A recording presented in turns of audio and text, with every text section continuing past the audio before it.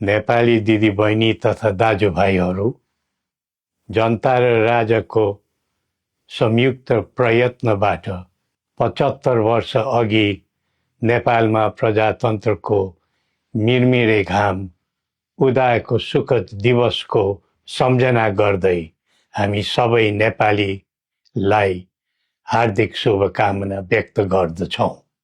प्रजातन्त्र स्थापनाको निम्ति उदारता दर्शाइ बक्सिने हाम्रो जिजुबुवाजू राष्ट्रपिता श्री 5 त्रिभुवनको सम्झना गर्दै मौसुफ प्रति हामी श्रद्धा सुमन अर्पण गर्दछौँ।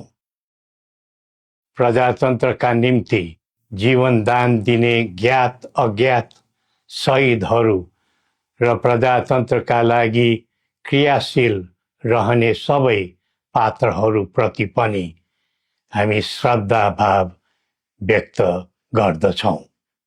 केही महिनाको झापा बसाई पश्चात राजधानी फर्किने क्रममा हाम्रो स्वागतमा सामेल हुनुहुने उपत्यकाका आदिवासी नागरिक एवं आम जनसमुदायमा हार्दिक आभार सहित धन्यवाद अर्पण गर्दछौँ। मुलुक असामान्य अवस्थाबाट गुज्रिरहेको वर्तमान अवस्थामा हामीप्रति दर्शाएको यस्तो प्रेम र सद्भावले हाम्रा मन र मुटु मात्र छोएको नभई हाम्रा निम्ति एउटा अटल दायित्वबोधको प्रेरणा पनि मिलेको छ। सिङ्गै मुलुक यति बेला अस्वाभाविक छटपटीको भुमणीमा फसेको छ। देशको अस्मिता र अस्तित्व नै सङ्कटमा परेको महसुस हरेक देशभक्त नेपालीले गरिरहेका छन्। विगतमा अनेकौं नाममा आन्दोलन र सङ्घर्ष भए। सङ्घर्षको आडमा परिवर्तन पनि गरिए, तर सबै प्रकारका परिवर्तनहरूले नेपाल र नेपालीलाई के दियो भन्ने आत्मा समीक्षा गर्नुपर्ने समय अहिले आएको छ। हाम्रो शत्रु विपन्नता र अस्थिरता हो, तर एउटा नेपालीको अर्को नेपालीलाई बैरी ठान्ने अवाञ्छित संस्कृतिलाई हामीले बढावा दियौँ, जसका कारण देश आज इतिहासकै सबैभन्दा गहिरो दर्दनाक स्थितिमा आइपुगेको छ। त्यसैले कठिन परिस्थितिमा परेको आजको मुलुकमा परस्पर घृणा र द्वन्द्वको राजनीतिमा पूर्ण विराम लगाउँदै सद्भाव र एकताको राजनीतिक संस्कृतिको प्रवर्धन गरौँ। प्रजातन्त्रमा राज्य व्यवस्था र प्रक्रिया संवैधानिक मान्यता अनुरूप चल्नु उपयुक्त हो। प्रजातान्त्रिक प्रणालीमा प्रतिनिधि छनौटको आवाधिक निर्वाचन एक स्वाभाविक प्रक्रिया भए तापनि यतिखेरको आम जनभावना यो छ कि मुलुकमा पहिले राष्ट्रिय समस्याको समाधान गरेर मात्र आसन्न निर्वाचन प्रक्रियातर्फ जानु उचित हुने र निर्वाचन पछि कुनै द्वन्द्व, अशान्ति र खिचातानी नहोस् भन्ने विषयलाई ध्यानमा राखेर राष्ट्रिय सहमति र सबैलाई समेटेर जाने समझदारी बनाएर मात्र निर्वाचनमा जाँदा नै त्यसले सही बाटो समात्ने थियो।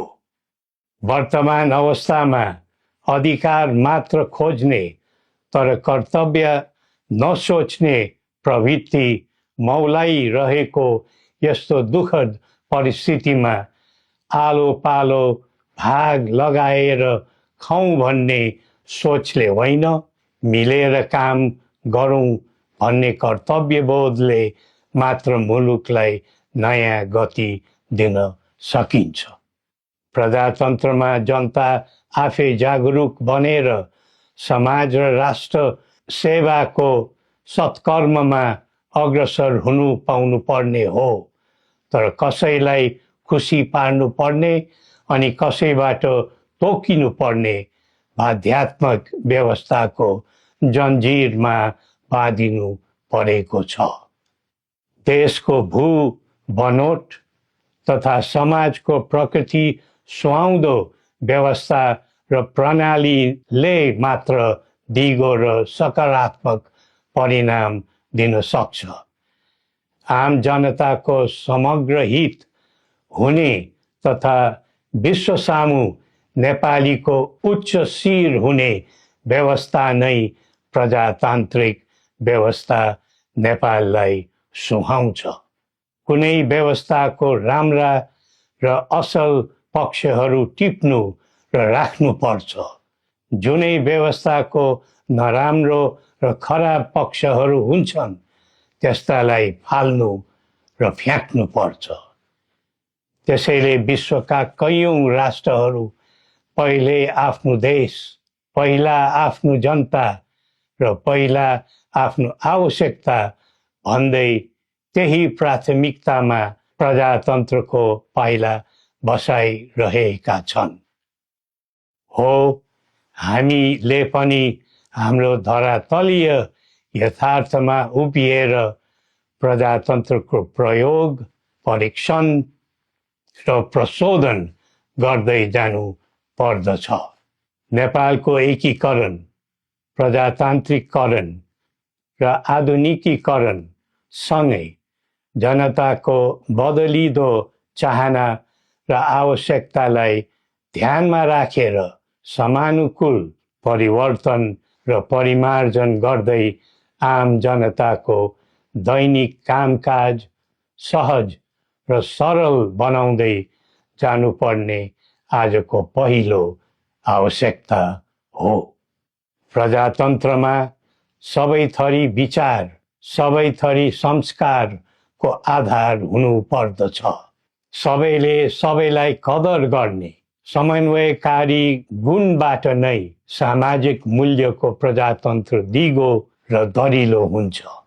अरूको भरमा परेर हामी अक्करमा नपरौँ। श्री पशुपतिनाथले हामी सबैको कल्याण गरून्। जय नेपाल।